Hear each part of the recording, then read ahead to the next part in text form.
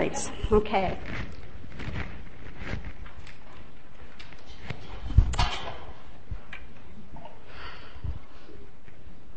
It's really great to be here. I want to give a particular warm thanks to the Daynards for making this fellowship possible, and I've been having the most wonderful time for the past day and a half. I can't believe we're only halfway through. I've seen so many of your faces come by, 34 Cargill is it, and stop in and tell me about what you're doing and what your futures hold and what your interest is and the overlap between what you're planning and restorative justice, and also people who know less about restorative justice who are excited about it. So it's been a really wonderful few days being with faculty and students and administrators. I was thrilled to receive Dean Spieler's invitation to come be a part of this program. Your law school has an unparalleled reputation for its simultaneous dedication to intellectual vibrancy and social justice and public interest. So the idea of showcasing restorative justice in this context really just makes both my heart and my mind sing, and my microphone apparently too. So we have about an hour and a half, hour and 15 minutes left together, and I'm going to talk for just about an hour and then leave the rest for question and answer. So I talk really fast, and I apologize, and I've got a lot of material that I want to cover because there's so many applications of restorative justice, and I know there's so many varied interests in this audience. So let's see. So the hour is going to look a little bit like this, just to give you a sense. We'll start with some restorative justice theory, and then talk a little bit about restorative practices and what those look like on the ground in action in Oakland and elsewhere. We'll talk a little bit about restorative justice's effectiveness in relationship to our present systems of criminal justice and school discipline. And then I'm going to talk a little bit about, finally, the title of this talk, which is Restorative Lawyering as Liberatory Practice, and what it might mean to incorporate restorative justice into legal education. And then we'll wrap up with some restorative justice resources, and what, for those of you who are interested in seeing how you might want to learn more about restorative justice, particularly practically, how you can pick up some skills in restorative justice, I'll give you some information about that at the very end. So, restorative justice is, if nothing else, a paradigm shift in the way we think about wrongdoing. And I like to start with this quote by Albert Einstein, who says, if you want to solve a problem, you can't continue to think the way you were thinking when you created it. And I think we really need to own, for starters, that we created our criminal justice system. We created our school-to-prison pipeline. And in part because we're a democracy, and in part because it was a lot of our lofty ideas that gave rise to many of the terrible decisions that then created things like mass incarceration and a wildly unaffordable system, particularly in the criminal justice system, that does this amazing job of disproportionately locking up our brown and black youth and our adults. And that's actually really, really ineffective, given our recidivism rates as compared to other methods of dealing with wrongdoing. So we've got a big problem, and we created it. And we need to change the way in which we were thinking when we created it. So how were we thinking when we created it? Well, let's start with a little bit more about what is restorative justice anyway. Maybe it would be helpful to some of you who don't know too much about restorative justice. Can I ask how many of you have actually participated in active restorative justice programs? So, oh, quite a few. And how many have read something about restorative justice? Wow, this is great. And how many of you hearing about restorative justice basically for the first time today? Like nobody. Okay, that's amazing. So some of this will go a little faster through the front slides then, which is restorative justice is a theory of justice which emphasizes repairing harm, invites affected parties to collaboratively determine how to repair that harm, and gives equal attention to victims' needs, accountability, community safety, and enhancing people's capacity to become more productive, positive members of their community. So that's just sort of the background on restorative theory. And in thinking about how we were thinking when we created the system that we currently created, there's sort of the three questions that many of you must know since you've all read or heard about restorative justice in some way. Howard Zare came up with these questions. He's sort of considered the grandfather of contemporary restorative justice. He wrote a text called Changing Lenses in the 80s, which sort of brought restorative justice sort of into print, or the Western implementation of restorative justice into print. It's a great book. I would strongly suggest reading it. And he posed these three questions of how do we think about wrongdoing today? We ask, what law was broken? who broke it, and how do we punish them, basically, is the way in which definitely our criminal justice system thinks today, and many of our school discipline processes think this way too. Restorative justice asks a completely different set of questions. This is the basic paradigm shift. It asks what harm was caused and to whom, what needs have arisen based on that harm, and whose obligation is it to meet these needs. And restorative justice also in its paradigm shift looks at these things very broadly. So the basic definition of restorative justice that most people adopt is Howard's, which is, it's a process to involve, to the extent possible, those who have a stake in a specific offense and to collectively identify and address harms, needs, and obligations in order to heal and put things as right as possible. So harms, needs, and obligations are basically the three terms that you hear over and over again in thinking about restorative justice. So the big picture principles is that crime is a violation of people and interpersonal relationships, notably not necessarily, or at least not primarily, the state, right? It's a violation of people and interpersonal relationships. Those violations create obligations, and the central obligation is, as much as possible, to do right by the people that you've harmed. That's restorative justice in a nutshell. I'll tell you a little bit about the origins of restorative justice in North America. In its present operating form. Two Canadian youth in 1974 got in a mess of trouble in a small town that didn't see a whole lot of trouble. They did serious damage to 22 properties, and the town was pretty rocked by this. And Mark Yancey was a probation officer at the time. He was really tired of the revolving door of the juvenile justice world. He'd seen some of these kids before. And the larger group of kids that were involved in this mess. And he basically came up with the idea, and he put it in the pre-sentence report to the judge, that these children should be made to go door to door and apologize directly to the 22 families who they'd done harm to. So ill-conceived and maybe not the safest approach to bringing victims and offenders together, but this was Mark's idea. So the judge loved it. He said, yes, I'm sentencing these young people to have to go door to door and apologize to the 22 families that they did damage to, or whose homes they did damage to. So 28 years later, Russ Kelly, who had been one of these kids, and he had had a really heartbreaking life. He was he was orphaned when he was very young, one parent, and then a few years later, the next parent, and his older brother was doing as best he could to raise him, and there were questions about in and out of state assisted care for him, and got in a lot of trouble with drugs, et cetera, when he was sort of at his absolute low point when he did these 22 property damaging events. So he's finally turned his life around. 28 years later, he's in college, and he hears there's a class that's covering restorative justice, and he hears this story, and it's about him.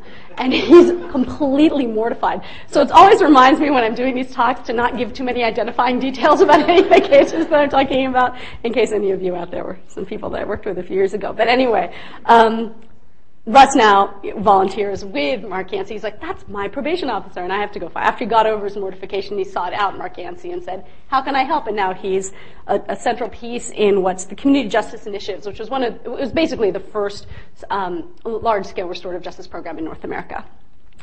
So let's talk a little bit about the spiritual and cultural roots of restorative justice.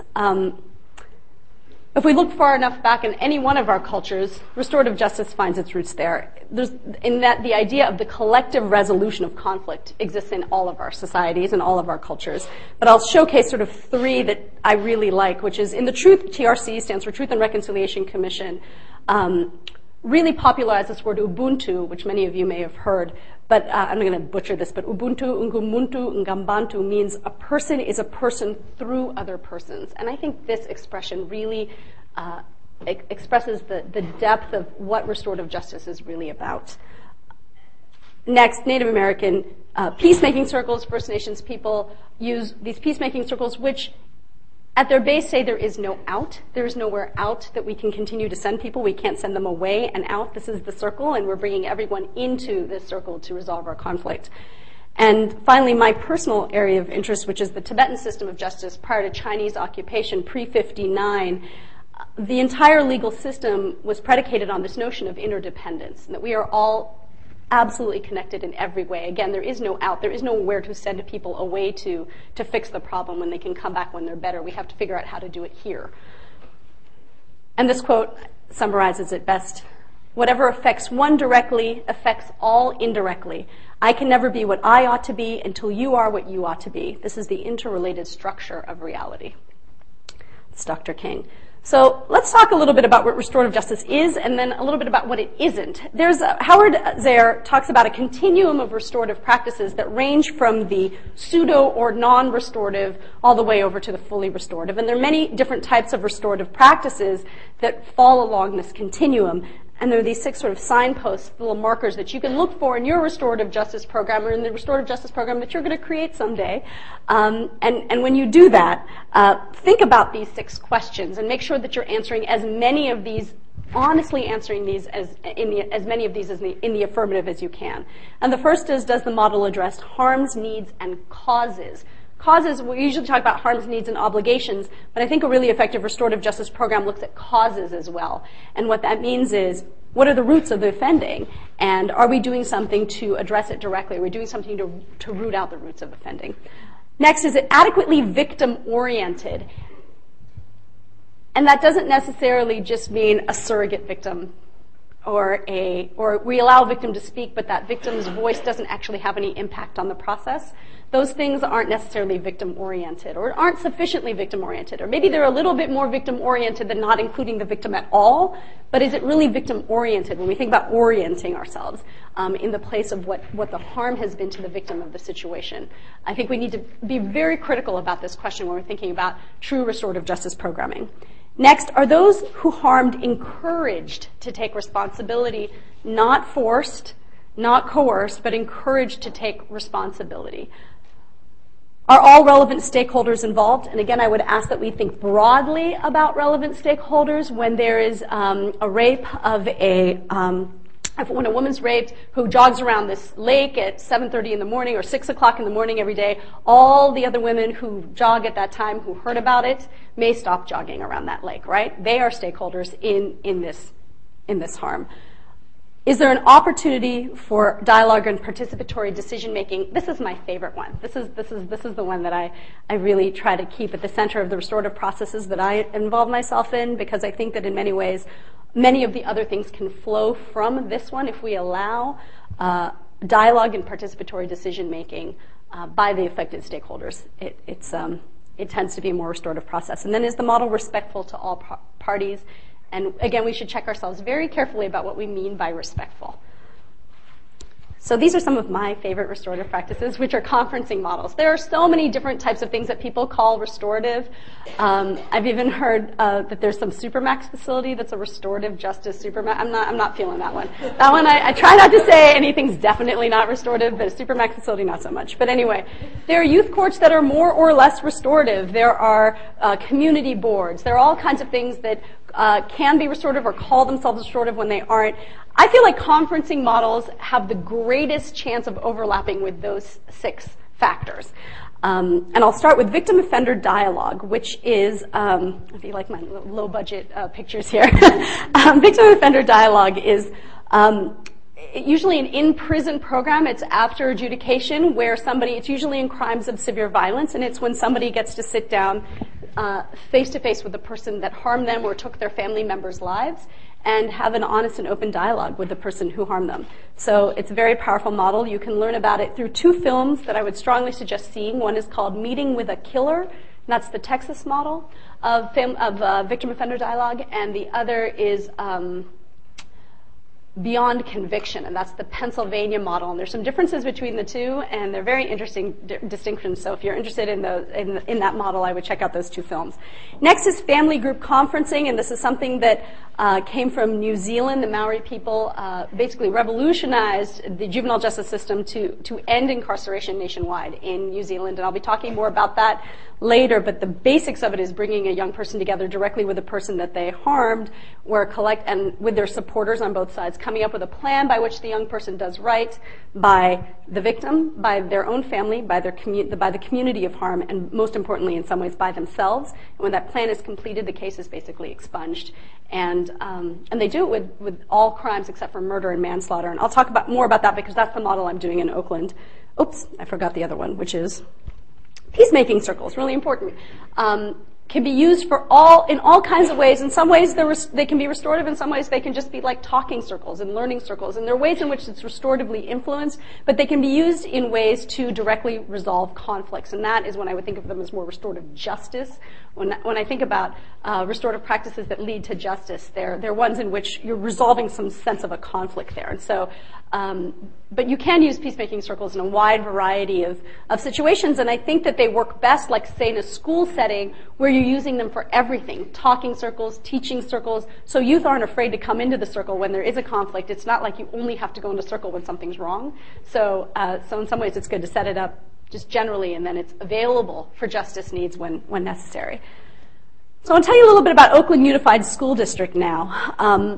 OUSD has many schools. It's a humongous school district. Over I think 101 schools in total. And Cole Middle School is a very interesting case of application of restorative justice. Really successful case of application of restorative justice.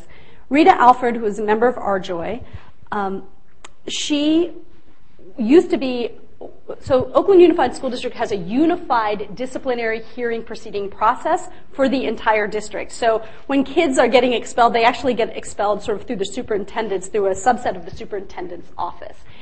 And what that looks like is they're getting expelled usually from the entire district in a way that's very distinct, separated out from the school and the place usually where the harm occurred. And Rita used to be what's called the DHP process. Rita used to be a DHP officer and then became a dean of Cole Middle School, which is basically like a vice principal of sorts. She took a training, I think she took a training with ROCA, with somebody from ROCA had come, which is here in Boston, came to Oakland and trained her, and then she did some subsequent other trainings in circle processes. Was so excited. She said, this is the way we need to be doing school discipline in Oakland. And went into Cole Middle School, which is, in West Oakland, incredibly high levels of poverty. One of the highest murder rates anywhere in Oakland is right around that school. It's had one of the highest teacher turnovers, one of the highest expulsion rates, and the highest suspension rate of any school in the entire district. And so she went in there and started her first year teaching staff and administration, particularly the principal, peacemaking circle methodology. They did all their meetings in circle. They did all of their conflict resolution amongst the higher levels of staff there in circle. And this was really effective, and people who were really against it in the beginning came to see the wisdom of doing things this way by the end of the year. They took it to the students. They trained the students in peacemaking circle methodology. They call it circle. They don't say peacemaking circle. They say circles. They trained students in circle and trained students to be circle keepers. At the end of the first year of students being circle keepers and trained in being in circle, they had a 75% reduction in suspensions. I think that's my next thing. 0 physical fighting on campus, 0 referrals to the DHP process, 0 expulsions, and near 100% teacher retention. Only one teacher left. Only one teacher left, and that was because of they were going on for higher education. So this was a complete transformation. Sadly, the school had also been really low performing for many years, and performance was also starting to rise, but not fast enough for No Child Left Behind, and they closed Cole Middle School, which is totally devastating. But anyway, 20 other schools are now interested in doing this, so it wasn't a total loss, of course. And those students are going to other schools, and maybe it'll take off there as well. So, but why was it so successful? It was because it was ground-up culture change. We were involving the students and the administrators in not just starting at the district level and trying to get the superintendent to make the change. It was happening. It was culture change in a school. And I love this quote by Ms. Thomas, who was a teacher at Cole, who says, in the beginning I thought I didn't have time for restorative justice, and in the end I realized I didn't have time not to. And she had been one of the most crossed arm, I'm not coming to these meetings thing, and now she does trainings with me, which I think is so great.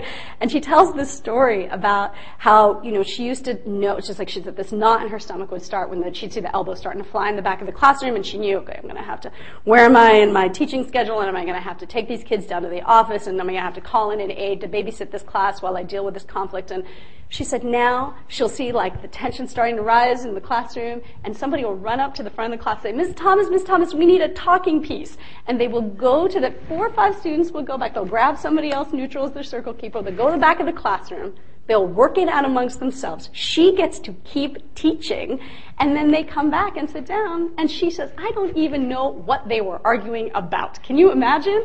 And so really effective, and she's a true believer, and so many other teachers and administrators now are. So much so that it's going district-wide. 28 principals have been trained. It's being expanded to 20 schools. Sadly, we don't have the funding to have a Rita Alfred in every school, and there's only one Rita Alfred. She's amazing. But that being said, it's going to happen. I think it's going to happen slowly but surely. And the really exciting thing is that at the district level, I was saying that disciplinary hearing proceeding process comes out of the out of the superintendent's office. It's a subset of the superintendent's office, and they have been coming to my juvenile justice task force meetings, which I'll tell you about in a second, and have gotten so jazzed about criminal applications of restorative justice that they're looking at the nexus between criminal crimes that occur on campus and whether or not we can be using family group conferencing as the method of dealing with the expulsion process at the district level. So they want to shift their entire, which it used to look like a cross between a parole hearing and a trial, and they want to see it be a family group conference instead. So this is really exciting stuff. Next is a little bit about Alameda County's juvenile justice system. So in late 2007, some RJOY members met with Gail Barriola, who was the presiding judge of Alameda County's juvenile justice system. Told her about restorative justice, in particular about the family group conferencing model from New Zealand, and she thought this was the greatest thing ever and said, how can I make this happen? How can I basically force this change? I don't want to put those words in her mouth, but that was from sort of her judicial hat. She was saying, how can I implement restorative justice? And we said, that's not how restorative justice works. You have to have buy-in from all the stakeholders in the process, and this is going to take a while, and we have to do this in a particular way. So she created a restorative justice task force where she basically invited every single stakeholder in the juvenile justice community, from youth-serving organizations and victim-serving organizations and district attorney, public defenders, probation, everybody, religious, faith-based community, everybody was at the table. This is this huge, unwieldy meeting. It went on for a year monthly, where new people would come in who'd never heard of restorative justice, and we have to go back to square one. And after about a year, we started to get into a groove, and everybody was instantly frustrated and said, what are we doing? We're just sitting here talking, and what are we going to do? And so we decided to have a strategic planning process. It was in 2 days. We did it with restorative methodology and came up with a 3-year plan to change Alameda County towards a fully restorative model from soup to nuts, from pre-adjudication through post-release, making restorative justice be the frontline way of dealing with youthful wrongdoing. And as Judge Barriola would say, we want to see restorative justice be the way we do business in Alameda County. So this was really exciting. Unfortunately, we have no funding to actually make this happen, but at least the buy-in is there and the idea to move this forward at some point is there. So it's a 3-year strategic plan, which does involve a fundraising committee trying to come up with funds to start to make this shift. As a part of that 3-year strategic plan, there are 4 pilots. The first one is what we call, instead of family group conferencing, we're calling it restorative group conferencing, and that's my baby. The next one is restitution circles. And just briefly, when young people commit crimes and they are ordered a statutory amount of restitution, many of them cannot pay, and many of their families can't pay. They complete all of their obligations, including they're finished with everything that they were supposed to do, the time they served, their probation supervision, and then the victim still hasn't gotten any money, and they can't let the kid go because he hasn't paid his money, and so he eventually ages out of the system. And which is, ridiculous that we're like supervising 18, 20, 21-year-old kids. And then at that point, jurisdiction ends. So then the victim never gets anything.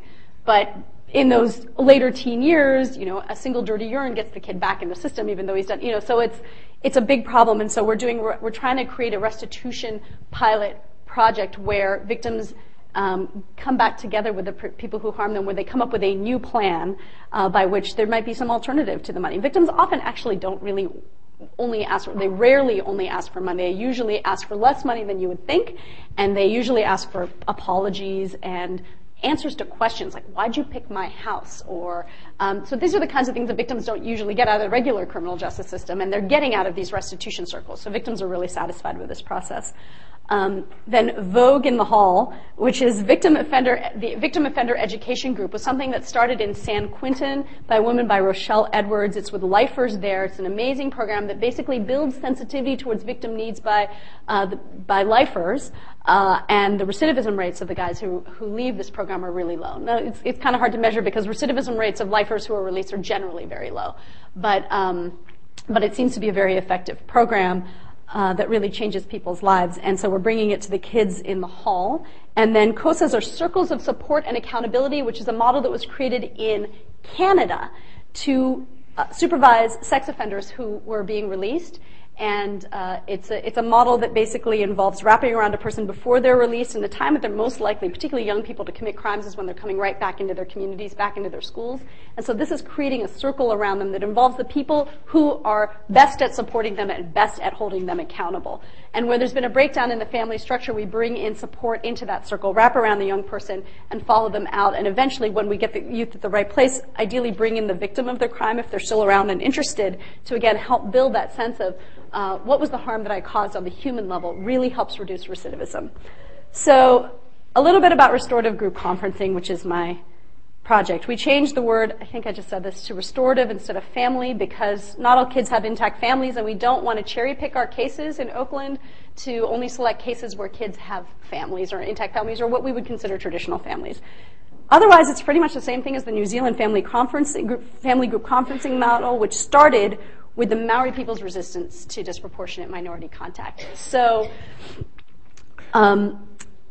Maori youth were being locked up at an unbelievable rate compared to white kids in the same country. And Maori people said, look, we want to do this the way we've always done this, which is resolve it inside our own community, bringing young people together with the people that they harmed, having the kid come up with a plan by which they do right.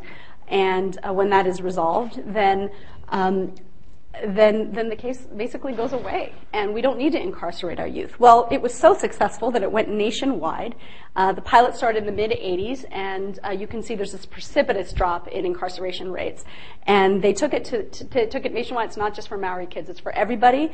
In '89, the Children, Young Persons, and Their Families Act was passed, and youth incarceration is basically obsolete. They've closed their juvenile detention facilities nationwide using this model. So Sonoma County has a program that was started by a woman by Jessalyn Nash. She's not still there with that program, but she came and trained us. They replicated it. They do it in a post-charge context where the kid's been charged with a crime and sort of gotten involved in the system to some degree. She's doing it with felonies and misdemeanors, and now they were doing it with adults, but when she left, with crimes as serious as vehicular homicides. And the statistics coming out of that, which I'll get to a little bit later, are remarkable compared to our traditional system of justice. She trained us, and we changed it a little bit to make it pre-charge, because I think that when dealing with disproportionate minority contact, there's a way in which getting in contact with the system at all teaches kids that they're now in the system and that's who they are. And so we'd really like to move it back as far as possible. So it's not just saying this kid hasn't been convicted of a crime, it's saying this kid's never been charged with a crime. And we are doing it with the Hayward Police Department, the Oakland Police Department, and with now the District Attorney's Office is giving me cases that those police departments by law were not allowed to divert. They had to send it by the DA, and now the DA is holding off on charges and giving me cases that are felonies, and we only do serious cases. I think that one of the big problems and why restorative justice has gotten a bad rap in the past is that it's net widening. It picks up a lot of graffiti and small level property crimes, and there's two reasons why I think restorative justice has gotten a bad rap, particularly in communities of color. One is that it does this net widening, and number two is that diversion programs generally are offered to white youth and not youth of color. And so one of the things we are explicitly trying to do in Oakland is to have this be something where we're dealing with youth of color, which we've only actually worked with one Caucasian kid so far, and so we're not cherry picking. We have homeless kids, we have kids in all kinds of different scenarios. We have kids with ongoing abusive relationships in their families. We have kids with priors. A lot of programs won't deal with kids who have priors, so we're doing all of that. So the district attorney is now giving me arsons, youth dating violence, all kinds of serious assaults, burglaries, carjackings. We're getting it all. So everything. We're not doing rape. We promise them right now we are not doing rape, murder, and manslaughter. But it's my dream someday that we can continue to make the things that we don't do smaller and smaller. So I co-facilitate with Catholic Charities of the East Bay, and my hope is is to seed restorative practices in as many agencies and organizations as we can to create facilitators of these processes so that we can take this to scale. With pre-existing agencies and organizations that are already serving youth or victims or whoever wants to learn how to do this basically, because basically anybody can do this process. In training people to do it, I'd like to have ultimately the DA be able to call any number of organizations, or maybe call one central organization that can farm it out to many different organizations who will be able to do this and take this to scale. And just a little bit about what's been going on in these cases with Oakland. We've had people who initially were terrified to be in the room with each other, parents who believed that their kids were involved in warring gangs, who at the end of a conference, say, I want to meet through a video conferencing screen, I want a screen between us, and in the end, after a few prep meetings, people actually meeting in a circle with no screen and hugging one another and exchanging phone numbers and saying, how can we help keep our kids out of trouble? We've had genuine apologies and genuine offers of forgiveness right there in the circle. These things, sometimes they happen after the fact, but sometimes it happens right there in the circle. We've had parents spontaneously realize that they were the problem and that they need parenting classes. And just watching, particularly grandmothers, the power that a grandmother has when she's actually given some space to speak, particularly when we're using the talking piece, and everyone is just waiting their turn, and the way people can hold forth in a way that can really make a kid get it and cry, and you can see that the kid gets what they've done. But it also feels really loved and supported to change their life. So this is really a powerful part of the process. See, I didn't say anything that's going to let you know who any of those people were, right? I have to be particularly careful in the juvenile context. So next I'm going to talk about another one of my favorite models that I did that's not necessarily a conferencing model, but something that in the law school context people should really know about. This is something in death penalty cases, defense-initiated victim outreach. Tammy Krause created this field. She had a Soros Fellowship, and then she got an Ashoka, and she just really took this thing nationally. I first came to know about, I had been interested in restorative justice. I didn't know it was restorative justice, but I was studying the Tibetan system of justice sort of in my spare time.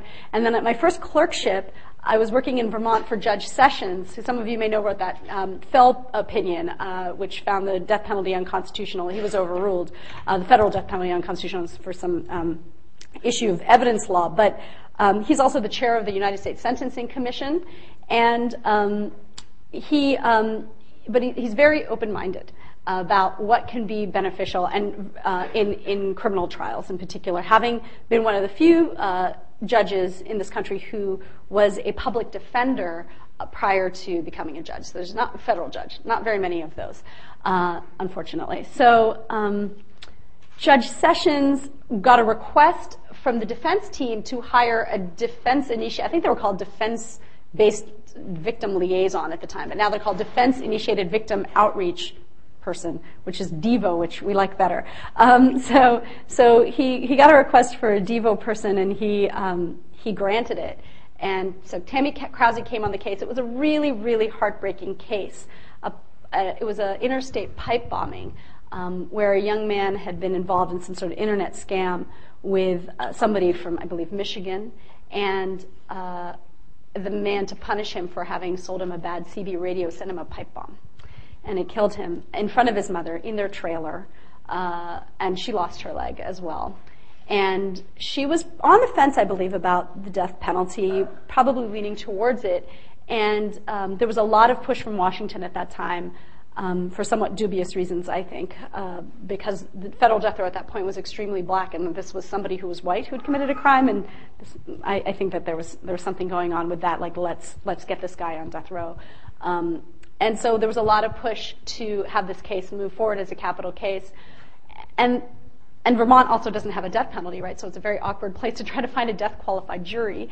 So it was just a very difficult case to be working on. And once Tammy Krause's work came on the scene, you just felt the entire thing shift. What the role of a defense-initiated victim outreach person is to be an informational liaison in capital cases. It kind of sounds crazy, but somebody who's hired by the defense team, who isn't actually fully aligned with the defense team in some ways, is more of a neutral party, exists for the sole purpose of meeting the needs of the victim, the surviving victim's family members in these cases. And so you call them, you write to them, you call them, and you show up and you say, hey, I'm here from the guy who's accused of killing your child, and we want to know if there's anything we can do for you. And as you can imagine, a big part of that job is to just receive the rage and to shuttle information back and forth. And there are ways in which there's a lot more information than victims get and can get from the prosecution than we think they can. And a lot of defense attorneys are afraid of using this. They're afraid of giving too much information that then can be given to the DA, et cetera. But every attorney I've ever talked to who uses a DEVO specialist has only good things to say about it. And there was a DEVO specialist in the Massasoit trial for 9/11, and there's a law review article. I think I'm getting ahead of myself. But basically their purpose is to meet victims' judicial needs. Kelly Branham is now runs this program nationally out of the Nashville Federal Defender Program. I'd strongly suggest if you're interested in DEVO in any way, even if you think you're going to be a death penalty lawyer someday who's going to use DEVO, but you don't think you're going to be a DEVO specialist yourself, I would consider doing this training. I know a ton of death penalty lawyers who use DEVO today, and here's the law review article that I would suggest reading that explains the value better than I'm explaining now of a DEVO specialist. So, next, restorative justice inside. I'm going to talk really briefly about this because it's not really a legal model in a sense. These are for programs for guys who have, and women, who have been, and children, who have committed crimes already and they've already been prosecuted, and most of them have already been adjudicated, and they're sort of in prison, they've been charged, they're in prison or jail. And one of the best ones I know is called the Resolve to Stop the Violence program. I would read Dreams from the Monster Factory if you want to know about what prison can look like or jail can look like done right. This program is spectacular in working with people on the inside. And one of the things that the Resolve to Stop the Violence program has is what's called the Survivor Restoration Program. And what this is this brings survivors of crime, usually violent crime, in to meet with these guys. The Resolve to Stop the Violence program is a program that Sunny Schwartz read a little bit about restorative justice. She's an attorney. She was working with Prisoners Legal Aid, I think. And yes, she was, and realized that something completely different needed to be happening, and thought, what would jail-based programming look like that was restoratively inspired, and created this amazing program where guys, basically she took a dorm and she put, this is kind of unimaginable, 60 guys labeled violent offenders in a dorm together, and it's tight quarters in there, and they have the lowest level of violence of any jail in California based on this programming. And the number one thing that they're doing is really building sensitivity towards victim needs, helping people take responsibility for their behavior in relationship to what their victim might have experienced, and learning what the person sitting next to you might have experienced in the same way. And so the violence level comes way down. There's a lot of other really positive results. I myself am really involved in these victim impact panels and survivor restoration panels. I myself am a survivor of child sexual abuse, and my own path involved forgiveness of my abuser. Now, I want to just make this big caveat here because people talk a lot about forgiveness and restorative justice, and I think that it's very important to divorce those two things in some ways. Restorative practices should never set out to achieve forgiveness. If it's victim-identified victims' needs as the centerpiece of restorative justice process, victims may or may not need forgiveness.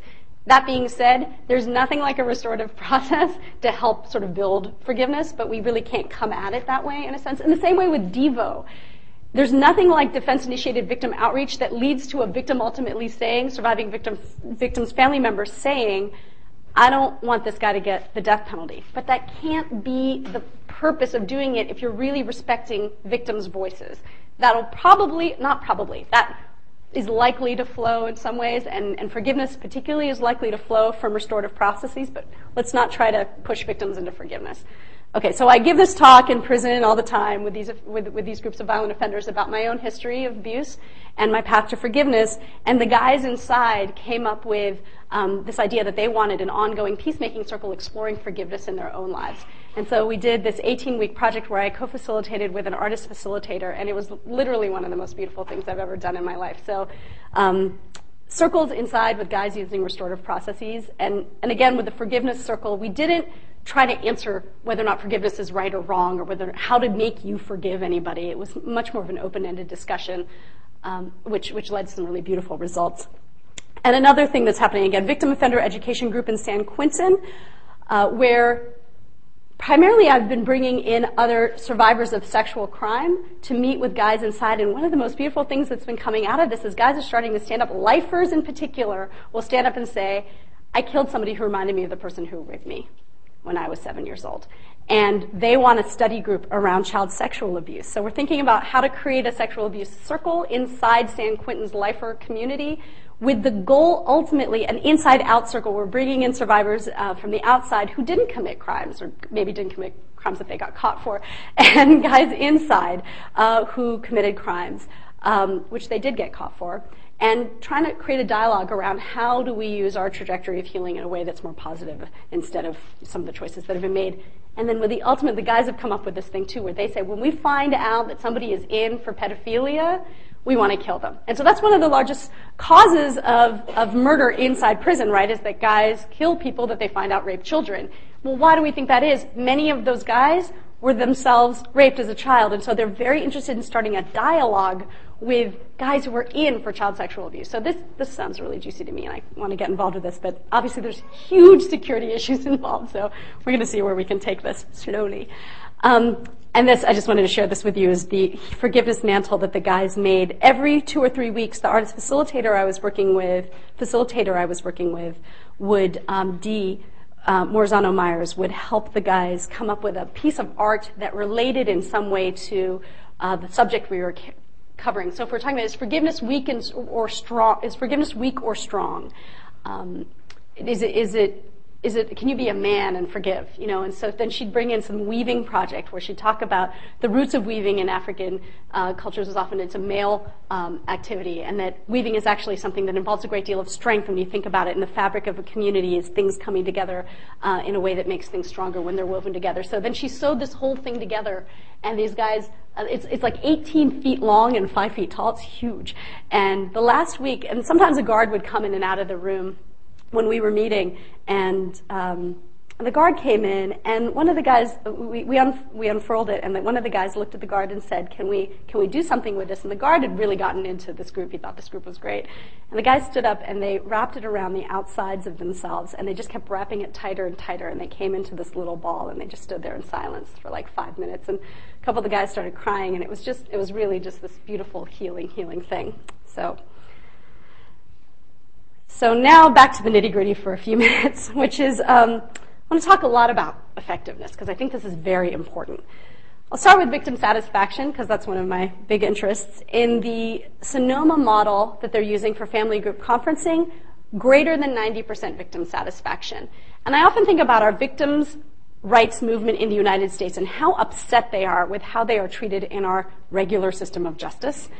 Our traditional system of justice really doesn't make space for victims, and where they do, I find it quite expeditious for prosecutorial reasons, right? I mean, you're going to include victims that say what you want them to say. You don't include victims that don't present well, blah, blah, blah. You give people the chance for victim impact statements in death penalty trials and now in lots of different contexts where often what they say has absolutely no impact on what happens. Juries do the opposite of what victims ask for, or there's not enough by law for it even to go to a death verdict, and now we've had this victim beg for something that they can't have. I find that quite disrespectful. In restorative processes, what victims are asking for is at the center of the process. Before I get to that, victim-identified victim needs, which I also think is a rather feminist model, much more so than, say, mandatory arrest policies in domestic violence cases or no-drop policies, where we're basically supplanting the batterer with the state now saying, I know what's best for you, and I'll tell you what you can and can't do, and I'm going to subpoena you and drag you into court, and then I'll prosecute you if you refuse to testify against this person that you've now reconciled with, because we know you shouldn't be reconciling with him.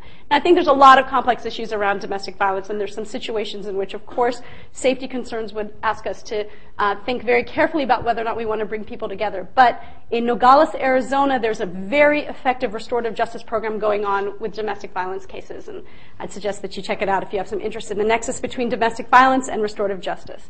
Next, reduce post-traumatic stress disorder. Meeting face-to-face with a person that you harmed, particularly when it was a faceless person to you for a long time, like a like you came into your house and your house was completely wrecked and you have no idea who it was and you're having perpetual fantasies about what it was like to have that person in your house. When you get to meet them, you stop having those nightmares. You stop having those fantasies about what it looked like. So, there's a recent study that came out that shows significantly reduced levels of post-traumatic stress disorder after participating in restorative processes. Did I skip something? Oh, I'm going the wrong way. There we go. Increased family and community involvement leads to effectiveness. When you have the grandma, the neighbor, the coach, the pastor in the circle holding you accountable, not just the DA, the judge, the police officer, probation officer who you actually are less likely to listen to, have real pushback against listening to. There's something really powerful about that. There's also something powerful about including community in the decision-making process, bringing the problem to the people for whom it is the greatest problem, the people who are living with this problem every day, being involved in the decision-making process. Very effective, very, very satisfying for the people involved. Competency development. We do such a bad job with programming. Our recidivism rates are through the roof, particularly with juveniles. So when we have a plan that puts the person who harmed on a more positive trajectory, we're doing something that really can be a much more effective system of justice. Which also leads to reduced recidivism, right? Sonoma County's model has a 10% recidivism rate. Let's compare that to Alameda County, my county. If you lock up kids at the Alameda County level for even a short period of time, 75% chance you're going to see them back in the hall. At the state level, at the Department of Juvenile Justice, formerly CYA, they changed the name because of all the horrific things that were going on with CYA, tried to clean up its image. It's the exact same thing, the Department of Juvenile Justice, which Books Not Bars of the Ella Baker Center is doing a great job of shutting that down. There's only about 1,000 kids left, but those kids cost $234,000 a year to the state of California. That's how much we pay to lock those kids up, only to have them back, and 91% of them will be back. So really, really ineffective. And Sonoma, 10% recidivism rate. The Resolve to Stop the Violence program that I was telling you about, Sunny Schwartz's program in the jail, greater than 80% reduction in violent rearrests after 16 weeks of participation in this program. You're in this program 16 weeks, greater than 80% chance that you won't be rearrested for a violent offense. Reduced incarceration obviously flows from this. New Zealand has basically ended youth incarceration nationwide. I think we could do the same thing here. Potential to reduce disproportionate minority contact is huge. And I've been working with James Bell, who I know is your former Daynard fellow here. And I took this model to him. I said, what do I need to do to tweak it to make it really effective for DMC purposes? He said, nothing. He said, this is the answer right here. So he said, the point is to get it studied so you can get funding to keep doing it. And so that's what our marriage is about. It's really fun working with him. He's got such an amazing mind, and he brings so many creative thoughts to how we can find a way to take this to scale, centralizing disproportionate minority contact reduction into this restorative model. And finally, something we all need to be hearing about today, which is this is incredibly fiscally sound, people. So much cheaper. A recent study by the Jerry Lee Center at the University of Pennsylvania says that for every dollar you spend on restorative processes, you save $8 in the long run. RSVP, which is a jail-based program, the most expensive, money-intensive program that there could be, $4 for every dollar spent. So it would take me about 3 people to do 100 family group conferences in a year. 3 people to do 100. At the cost of $55 per youth going through our regular system of justice, that costs the county $5.5 million a year to do 100 kids, right? So if you gave me $300,000, I could have a very nice office for 3 people with benefits, et cetera, doing this process at the cost of $300,000. That would save $5.2 million in 1 year alone. And schools, average daily attendance is the way schools make money. The more you have suspension and expulsion, the less kids are in their seats, the less money the school is making, which leads to less resources in the school, which leads to poor things that we're offering the kids, and then the kids do worse in school, which makes them get kicked out more, which makes there be fewer kids in the seats, et cetera, et cetera. So we could be saving a ton of money by keeping kids in the seats through reducing suspension and expulsion. So now we get a little bit to what the title of this talk was about, which is what does restorative lawyering look like? Do we need lawyers in a restorative justice program? I think it depends on whether or not you're looking to supplement or supplant your present system of justice. And I think in the long run, even in the short, well, definitely in the short run, we're going to be supplementing, right? But in the long run, given actual innocence, cross-racial misidentification, innocence claims, et cetera. We're always going to need our regular criminal justice system. That's my belief. I know other people feel differently about that. I think there are a lot of purists who think that we could have restorative justice for everything, including innocence claims. I'm not entirely sure, but maybe I'm too much of a lawyer where I believe in our due process stuff and things of that nature when somebody says it wasn't me. But so I tend to be on the supplement, but supplement a lot. Or maybe even have it be the primary model with this criminal justice system operating on the margins where necessary. So given that it's going to be supplementing, at least in the short run, we have a lot of legal questions to be asking, like how do restorative justice programs interact with due process, with the right to counsel, with the Eighth Amendment? So where's the restorative process kicking in? Did the right to counsel already attach? What's the role of lawyers in the processes? What happens when victims ask for really crazy things, which they never do? But it raises interesting questions about if the state is kicking this thing to this community-based organization to resolve it, is there an Eighth Amendment question? So then what's the relationship of restorative justice to state action, to the rule of law? And finally, there's not traditional sentencing in restorative processes, and victims' needs, when victim needs are central and they're defining what they need, what the defendant gets or agrees to is rarely proportional to what any other person would get. So do we care about things like proportionality, uniformity of sentencing? Is that important when we're dealing with this model? I think these are things that lawyers need to be thinking about. A little more on restorative lawyering, practical matters. So, for example, when I started, we couldn't get unredacted police reports, and we got, for juveniles, everything has to be sort of crossed out. All this stuff has to be crossed out, which if I don't know everything that's going on in these cases, I'm not putting these two people in a room together, right?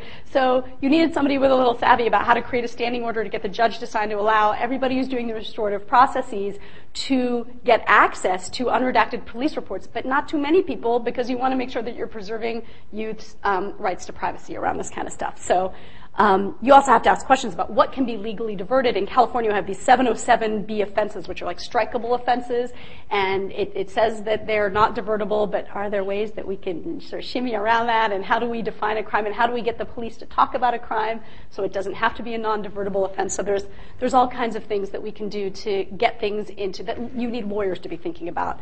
And then in terms of interacting with the system generally, we need people who, since we're talking about interacting with the system, we need people who can speak the language.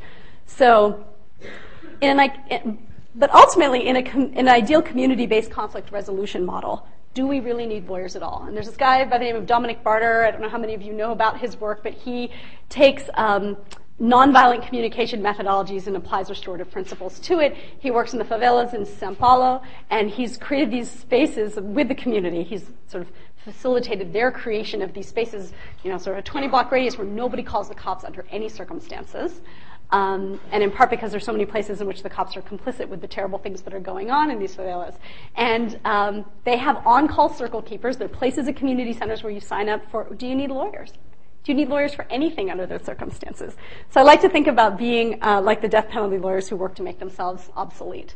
And so I think that restorative lawyers are basically doing the same thing. Like, how can we just kind of shimmy our way out of here and let communities figure out how to do it themselves? So finally, the title of this talk, which is, what does it mean for lawyers to be practicing in a liberatory way? And I was really influenced by Freire's Pedagogy of the Oppressed and Bell Hooks's readings of his readings. And she wrote this book called Teaching to Transgress.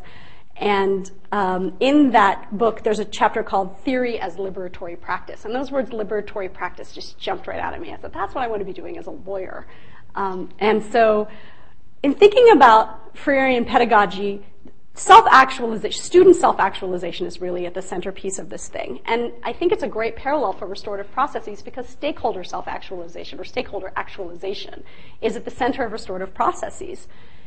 In Freirean pedagogy, we think about students knowing what they need to know to learn and how to meet those needs. And in restorative justice, we think these stakeholders know what they need for justice and how to meet those needs. They know what they need.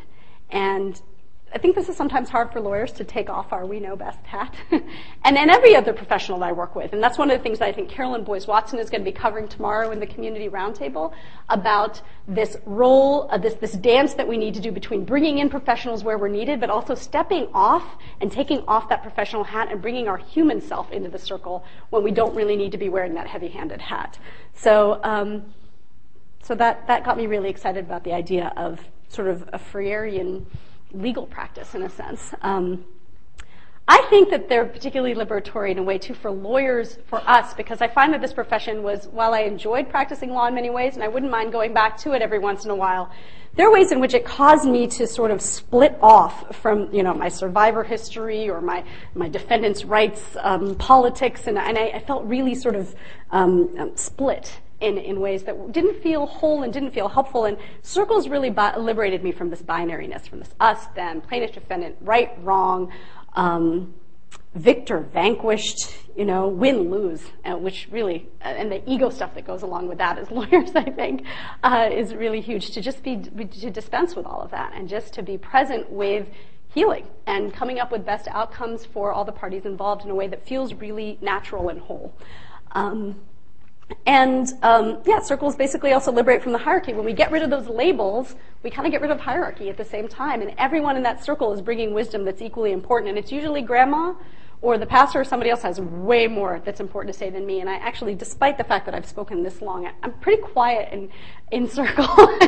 I'm like one of the more quiet people in circle. Try to remember, give it back to the people who actually know something about this situation, the ones that raised this child, the ones that have been neighbors to this child. These are the people who are going to, the victim's brother who's going to say, you are not saying everything you need to say about how much this sucked for you. Like, these are the people that know how to solve the problem, not me. And so I would just encourage the question of what does a Freirean legal education look like? What does it look like to bring circles into our classrooms? I know some of you do teach in circle, and some of you do things like bring all types of things like meditation and whatever into circle that I also, when I do that, I teach that way too.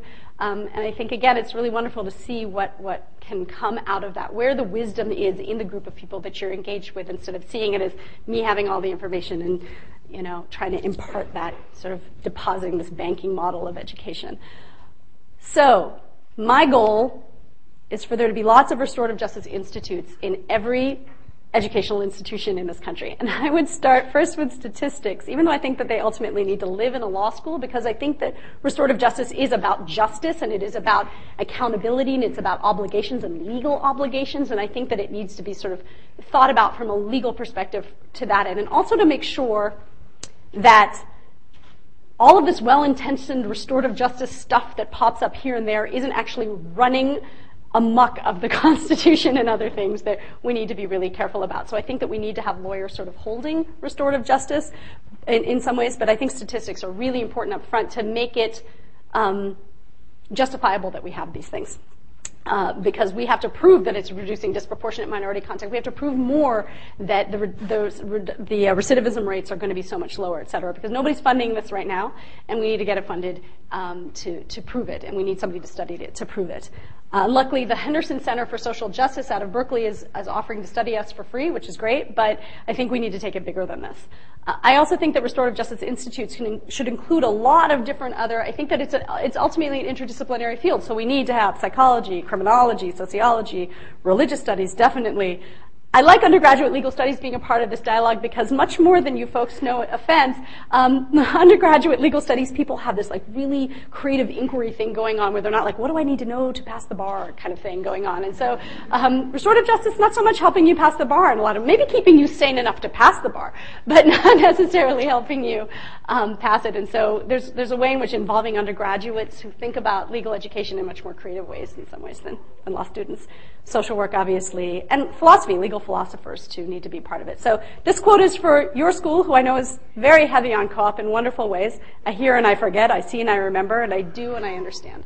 And this is the way to learn restorative justice, is to do.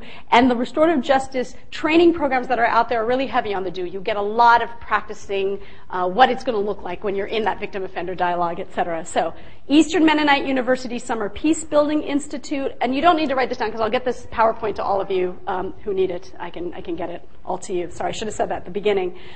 And then Eastern Mennonite Summer Peace Building Institute. Howard Zare teaches at Eastern Mennonite University. He still offers his like sort of RJ 101 class. It's amazing. I would suggest it to everyone. Kay Prattis' circle training. Roca was trained, I believe, by Kay and by the lineage she learned from. And so you could do your circle training. They know they offer 4-day circle trainings here. I've never done one of the Roca ones, but I know they're affiliated with Kay, and Kay trained them. And I've done Kay's trainings. Amazing. Life-changing. In many ways, it should be the first thing that somebody does in restorative justice, so you get a feel for what it's like to be in the circle before you start thinking about sort of more legal applications. Then victim-offender dialogue with Lorraine Amstutz-Stutzman. Again, those 2 films, Beyond Conviction, Meeting with a Killer, give you a sense of what that looks like.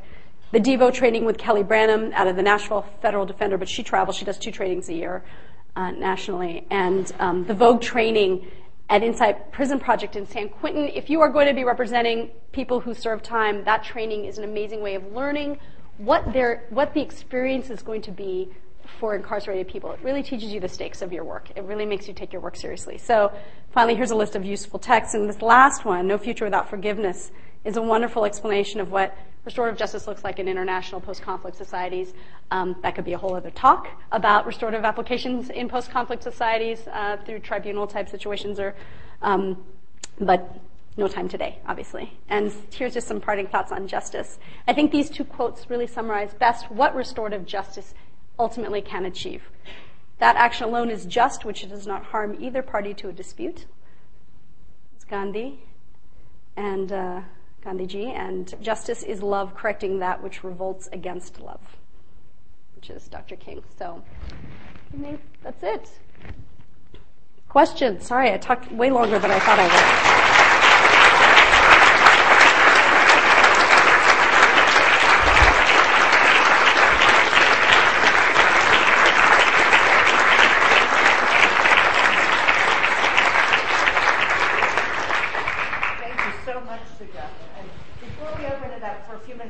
I do want to remind everyone that we have a really outstanding panel tomorrow that's going to pick up on many of the things that Sujatha talked about today and carry it further. We're going to have Carolyn Boyce-Watson, Judge Jay Glitzman, and John Kitty, who worked with Sujatha. It is now in Vermont. And they've each kind of carved, and they work in different areas, and they've kind of carved out pieces of what Sujatha talked about today, and they're going to be having a round table where they carry these issues deeper and discuss these things. And they disagree on some of the issues, and so I think it's going to be very, very interesting, and that'll be in room 220. So if people have questions now about this, yeah, Michelle?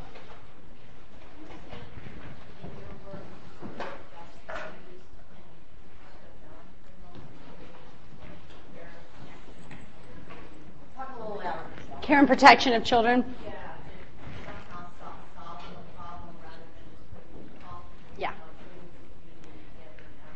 Yeah, so restorative practices are definitely used. There's family group decision-making model that's used a lot in California as well. It's sort of restoratively inspired. I don't necessarily call that restorative justice until, I think of justice as like when the kid's actually been taken away from the parents when they shouldn't have been, and we're trying to figure out a remedy for a harm in a sense instead of collective decision-making processes. But circle processes and collective decision-making can happen in all kinds of arenas. And when, in California, we're looking at melding our delinquency and dependency courts, and so that's going to really impact how we start to use circles in that context as well. And it can be extremely effective. Again, for the same reasons that who knows best about what this kid needs and who knows what they can and can't do, and what's a safe space in which people can admit those things. And sometimes these circles are the safest place where people can do that. Yeah? You get a lot of pushback from the prison industrial complex. The fact that they generate revenue, a lot of it. And so prisons are actually beneficial. So in terms of money-making enterprises, how do you, strategize against that? How do you kind of get to the need? Great question. Money might actually be saving money. Absolutely. That's a great point. And there is generally a lot of resistance from prison guard unions for any restorative processes, and they will always come to the table to say, you can't do that, and that's not safe. And they cry community safety issues. When we see recidivism stats, we see actually restorative processes are a million times safer. Well, not a million, but 90% safer, 80% safer. So So yeah, we do get some pushback. I think that that's why it's really handy to have people doing simultaneous litigation strategies. So when I'm thinking about like Books Not Bars are basically shutting down the DJJ and through litigation and community activism purposes, and then but then we still have to figure out what to do with these kids who are doing something wrong, right? So we can't, I mean, some would say, and I would read Are Prisons Obsolete by Angela Davis. It's a teeny little book that really gives some background on why maybe we should just shut it down even without an alternative, and we might be doing that. When we have a 90% recidivism rate, maybe leaving these kids alone when they do terrible things might actually be more effective, is the question that she poses. It's challenging for most people.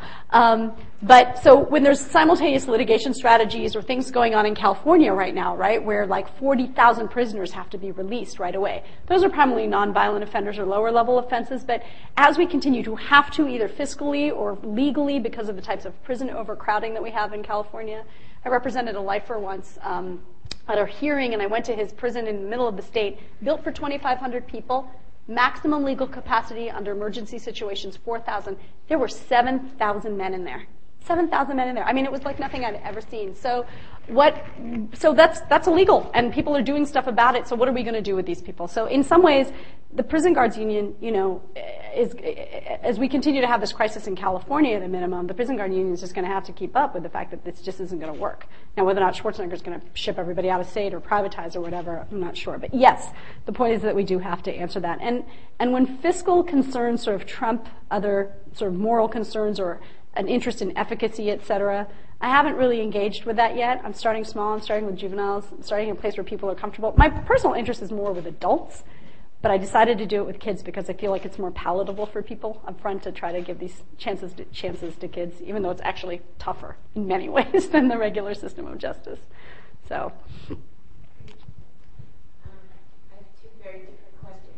One, I'm curious if you could talk a little bit about your work with parents. I was a prisoner's rights lawyer, but I also worked extensively as a parent activist in the Boston Public Schools. And any time I was especially most about why are you spending any money on 8 police officers in the school system? Mm-hmm.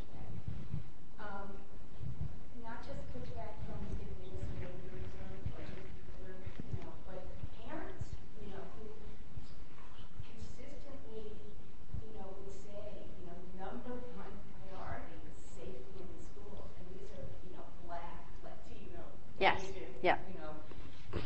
white. And the other is, the cases you talked about, or the examples you gave, dealt with interpersonal crime. And what about white-collar crime? What's a restorative justice model there? Mm-hmm. Have you thought about that?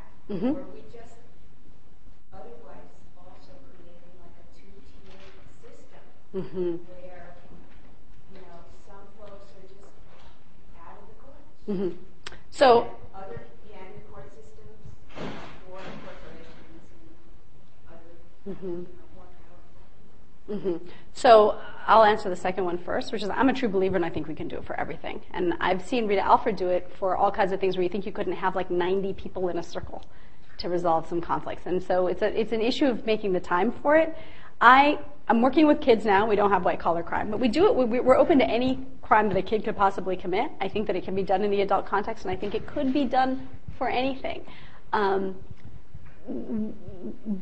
the primary criteria for participation is not denying responsibility. The person who's charged with a crime has to not deny responsibility, and that's rarely the case with white-collar crimes, et cetera, so that would be a challenge in and of itself. So I see that as a challenge. On the other hand, when people come to know about this, nobody resists this in New Zealand, right? Everybody knows that it would be better to do this no matter what crime you committed, so defendant participation is the key in some ways. Because where victims don't want to participate, with their permission, we bring in surrogates. And victims rarely say, I've never actually had a victim say, and I've never heard of a victim saying, I don't want this kid to get restorative group conferencing at all, right? So, and then eventually, like with New Zealand, it's not an option anymore. Everybody just does this. And they literally just do this for everything. So, I do think that it's possible to do it. I think it would be extremely time intensive. But when you think about a complex litigation case like white collar crime, those cases take years to prep and years to take to trial. So why not spend the time on a circle? Why not? I mean, I'm a true believer. So, and because I'm a true believer, I'm really good at convincing parents, which gets to your first question.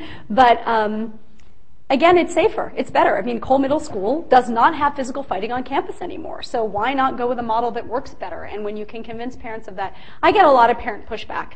My initial meeting with parents are like, I am not letting her be in the room on either side, because the parents of the kid who did something wrong, and then if they did it to another kid, both parents are resistant in the beginning. But when we assure them of safety and we spend enough time in prep, parents really do get on board. And it's also really important to build a culture where people understand this process so that their fear level goes down. So at Cole Middle School, for example, there were teacher and administrator-led parent circles all the time. So parents were invited to come in and be in the circle and see what circle felt like.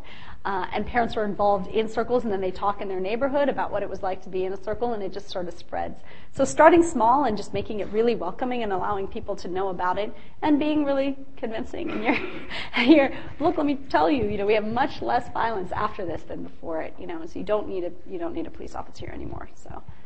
It's time intensive. It's slow and it's time intensive up front. But I do ultimately think it saves more time and saves the expensive time of people who cost more at the higher levels when we're giving it back to communities to take care of it themselves. I'm wondering what the most difficult part of the work that you do is and how you deal with it. What you consider to be the most challenging? That's a great question. Personally, it's just heartbreaking sometimes, and how I deal with it is just being a human being. Like, if anybody in the circle starts crying, I let myself cry too.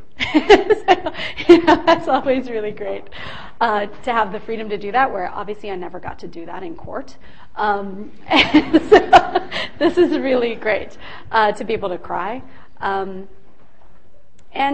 having circle keepers, having time for self-care, and I think this is a problem with this is something I just preach all the time about anything, especially doing capital work, domestic violence, working with children who are, victims of, sexually exploited minors, all of that.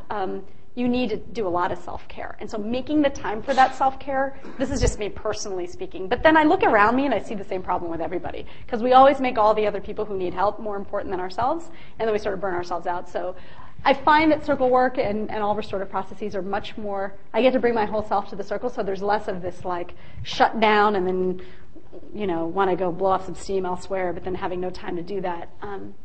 It's less, but it's still there. So legitimizing taking care of myself is hard. Funding is, on a practical level, is the greatest stumbling block. I am ready to take this thing to scale, and there is no money. And I believe California when they say there's no money, that's the bugger of it. And the thing about it is that, I say $55,000 per young person, right? But only if they're simultaneously downsizing their system to save the money. So there's this presently operating system, and then I'm bringing in this new thing, and so there's going to have to be double pay for the first maybe 6 months a year, and we don't have the money for that double pay right now. And it's not, and the judge is on board, and the presiding judge she stepped down, and there's a new judge now, but she's pretty much on board too, and the chief DA is on board for juvenile. He says he'll give me 14 felonies a week. He said give 14 felonies a week. Can you imagine? I mean, how great is that? And I don't have anybody to facilitate that. I can't do that. I can do about 40 of these a year, max. And it's justifying that low number of turnout, low number compared to what, a public defender's annual caseload is way higher than that, right? So that sort of thing. Yeah. Just two part questions. When you're talking about working with youth instead of kind of relief for a lower income area, did you have issues around when kids kind of didn't have enough to eat and kind of the ability to participate in these things? So kind of around spend issues and how these things. And then the other question is, we were talking about how you use the restorative justice and issues of relationship violence. How did that kind of play out when you have things like that type of asking for forgiveness as kind of part of the abuse cycle? Yeah, great question. So the first question is always have food at every restorative process that you're involved in. Restorative justice is basically all about eating. And we always have lots and lots of food.